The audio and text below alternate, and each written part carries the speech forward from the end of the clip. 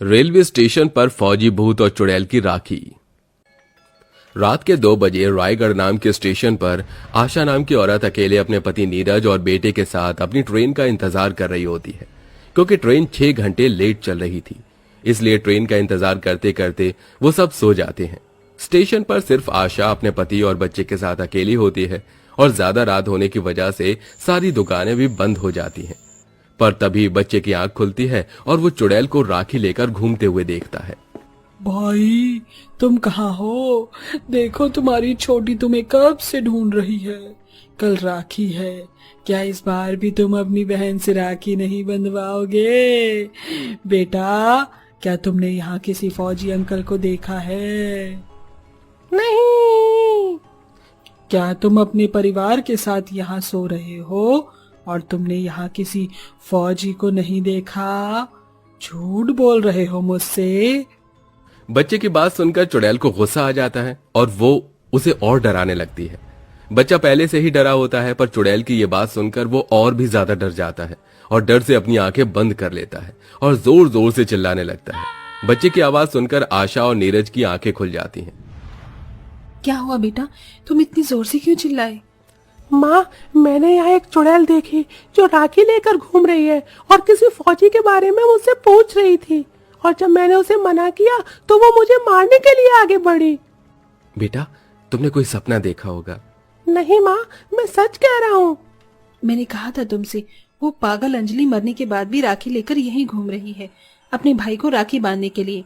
इसीलिए बोल रही थी मैं तुम्हें कि इस स्टेशन से ना जाकर कोई दूसरा स्टेशन ले लेते हैं, पर तुम्हें तो यहीं से जाना होता है। पता नहीं तुम मेरी कभी सुनते क्यों नहीं हो। अरे इतना नाराज क्यों हो रही हो? आज तक अंजलि ने किसी का कुछ नहीं बिगाड़ा। अब बच्चे के सामने उसकी बातें मत करो। ट्रेन बहुत ज्यादा लेट है, मेरी मानो तो अभी मौका है, यहाँ से दूसरे स्टेशन चलते हैं, वहां से हम अपनी ट्रेन पकड़ लेंगे। मैं अपने बच्चे को इस तरह से डरा सहमा नहीं देख सकती, और वैसे भी मुझे चुड़ैल पर जरा भी भरोसा नहीं है। चुड़ैल बनने के बाद चुड़ैल सिर्फ खून की प्यासी होती है। माँ, आप और पापा किसकी बातें कर रहे हो? बच्चा अपनी माँ से जैसे ही सवाल करता है, अंजलि उसे बच्चों के सामने एक बार फिर आ जाती है और उस बच्चे के सवाल का जवाब देती है। तुम्हारी माँ मेरी बात कर रही है। क्यों भाभी, सही कहा ना मैंने? अंजलि, तुम? क्या हुआ भाभी, मुझे देखकर डर क्यों गई? मुझे इस स्टेशन पर जितना इंतजार अपने भाई का है, उससे कहीं ज्यादा इंतजार आपका था। अंजलि, ये तुम क्या बोल रही हो? भाभी, भैया को बताया नहीं कि मैं आपका इंतजार क्यों कर रही हूँ? चुड़ैल की ये बात सुनकर आशा 5 साल पुरानी बातें याद करने लगती है। अरे अंजलि, मेरा एक सूट सिल देना, वहाँ जल्द रक्षाबंधन आ रहा है। मैं सोच रही हूँ कि इस बार मैं अपने भाई को खुद राखी बांधने के लिए जाऊँ। भाभी, अगर ऐसी बात ही तो कुछ दिन पहले सूट दे देती। 3 दिन बाद ही तो रक्षाबंधन है, और तुम तो जानती हो इस बार मैं रक्षाबंधन पर रायगढ़ स्टेशन जा रही हूँ। कुछ देर के लिए ही सही, पर मेरे भाई की ट्रेन वहाँ से गुजरती हुई 5 मिनट के लिए वहाँ रुकेगी, और मैंने सोचा है कि इस बार मैं राखी न भिजवाकर खुद स्टेशन पर जाकर अपने भाई को राखी बांधूं। हाँ, तो अभी तेरे पास 3 दिन बाकी हैं, तो 2 दिन में मेरा सूट तैयार कर दे, और तीसरे दिन तो स्टेशन पर जाकर अपने भाई से मिलाना। मैंने कौन सा रोका है? अच्छा ठीक है भाभी, दे दो। आशा अपना सूट अंजलि को देकर वहां से चली जाती है। अंजलि एक टेलर थी और उसने अपनी छोटी सी दुकान खोल रखी थी। गांव के सभी लोग अंजलि के ही पास अपने कपड़े सिलवाते थे। अंजलि का भाई विक्की फौज में था। साल से अंजलि ने अपने भाई को राखी नहीं बांधी थी, इसलिए वो इस राखी अपने भाई को राखी बांधने के लिए बड़ी ही बेताब थी।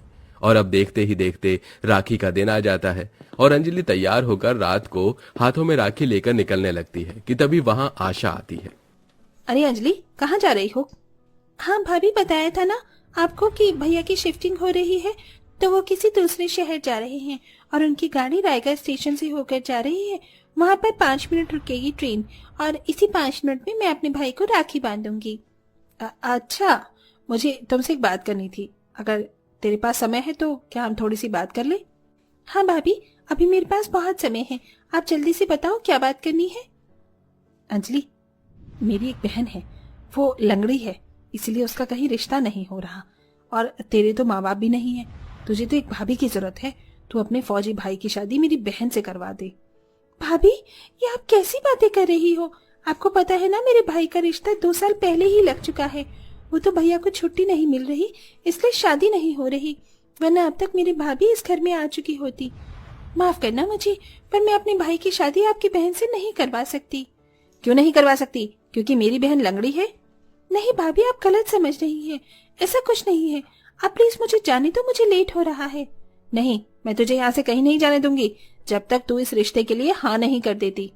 भाभी, आज अचानक से आपको क्या हो गया है? आज ही के दिन आप मुझसे ऐसी बातें क्यों कर रही हो? अब मुझे जाने दो, मुझे लेट हो रहा है, ट्रेन के आने का समय हो रहा है।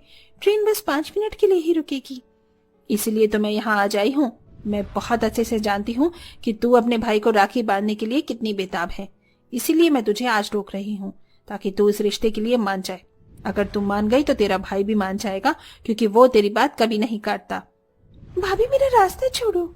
स्टेशन पर कोई नहीं होता, सिर्फ अंजलि और आशा होते हैं और रात के 2 बज रहे होते हैं। अंजलि आशा को धक्का देकर वहां से चली जाती है। आशा को अंजलि की ये हरकत बर्दाश्त नहीं होती और वो गुस्से में अंजलि के पीछे जाती है, जहां अंजलि स्टेशन पर राखी लेकर अपने भाई का इंतजार कर रही होती है। गुस्से में जलती आशा अंजलि को ट्रेन के आगे धक्का दे देती है और बेचारी अंजलि की वहीं मौत हो जाती है। और आशा गांव में जाकर सभी से झूठ कहती है कि अंजलि ने खुदकुशी कर ली। कुछ याद आया भाभी? आपकी वजह से उस दिन मैं अपने भाई को राखी नहीं बांध पाई। आखिर ऐसी क्या दुश्मनी थी जो तुमने मुझे ट्रेन के सामने धक्का दे दिया? आशा, अंजलि की जान उस दिन तुमने ली थी? इसका मतलब उस दिन तुमने गांव वालों को जो बताया वो सब झूठ था? हाँ, मैंने अंजलि की जान ली, पर मेरा इरादा उसे मारने का नहीं था। पर जब उसने मेरी बहन के लिए अपने भाई का रिश्ता ठुकराया तो पता नहीं मुझे क्या हो गया। गुस्से में आकर मैंने वो करा जो मुझे नहीं करना चाहिए था। मुझे माफ कर दो अंजलि। तुमने सोच भी कैसे लिया कि मैं तुम्हें माफ कर दूंगी? मैं तुम्हारी जान उसी तरह लूंगी जैसे तुमने मेरी ली थी। बस एक बार मैं अपने भाई को राखी बांध दूं। अंजलि, आज रक्षाबंधन है। पिछले कई सालों से मैंने भी अपने भाई को राखी नहीं बांधी है। बहुत दिनों के बाद मैं अपने भाई को राखी बांधने के लिए जा रही हूँ। मुझे मेरे भाई को राखी बांधने दो। इतना बोलकर आशा अंजलि के सामने हाथ जोड़कर अपनी जान की भीख मांगने लगती है। पर तभी एक ट्रेन वहां रुकती है और उस ट्रेन में से एक भूत उतरता है, जो अंजलि को आवाज देकर स्टेशन पर उसे ढूंढने लगता है। छोटी, तू कहाँ है? देख, तेरा भाई तुझसे राखी बंधवाने आया है। तुझे याद है ना कि गाड़ी सिर्फ स्टेशन पर 5 मिनट के लिए रुकेगी। उस भूत को स्टेशन पर देख वहां खड़े सभी लोग डर जाते हैं, क्योंकि वो भूत कोई और नहीं बल्कि अंजलि का भाई था। चुड़ैल अपने भूत भाई को देखकर हैरान हो जाती है और उसे रोककर उसके गले लग जाती है। रोते हुए उससे उसकी मौत की वजह पूछती है। भैया, तुम भूत कैसे बन गए? तुम्हारे साथ क्या हुआ? अंजलि मेरी बहन, आखिर तू मुझे मिल ही गई। उस दिन जब ट्रेन यहाँ आई और मैं स्टेशन से उतरा तो मैंने यहाँ लोगों की भीड़ देखी। भीड़ देखकर जब मैं यहाँ आया तो मैंने देखा कि तेरी लाश स्टेशन पर पड़ी है। तेरी लाश को देखकर मेरे पैरों तले जमीन खिसक गई। मैं राखी वाले दिन तेरी मौत का सदमा बर्दाश्त नहीं कर पाया और मुझे हार्ट अटैक आ गया और मैंने भी वही दम तोड़ दिया। बस तब से ही मैं हर साल राखी पर इसी स्टेशन उसी ट्रेन में आता हूँ। ट्रेन 5 मिनट के लिए यहाँ स्टेशन पर रुकती है और मैं तुझे ढूंढता हूँ। भैया, मैं भी हर रक्षाबंधन पर यहाँ आकर तुम्हारा इंतजार करती थी, पर मुझे क्या पता था कि मुझे मेरा भाई भूत के रूप में मिलेगा। ये सब कुछ इस आशा की वजह से हुआ है। मैं इसे छोड़ूंगी नहीं। इतना बोलकर अंजलि हवा में उड़ने लगती है और तेज आंधी तूफान चलती है और तेज हवा में आशा खुद को संभाल नहीं पाती और धीरे धीरे स्टेशन के किनारे पर आ जाती है। और जैसे ही ट्रेन आती है आशा ट्रेन के सामने गिर जाती है और उसी वक्त सबके सामने आशा की मौत हो जाती है। आशा की मौत पर उसका पति और बच्चे रोने लगते हैं, तो वहीं अंजलि जो कि चुड़ैल बन चुकी थी वो अपने भूत भाई को राखी बांधती है और इस तरह रक्षाबंधन मनाने के बाद चुड़ैल और भूत की आत्मा को मुक्ति मिल जाती है।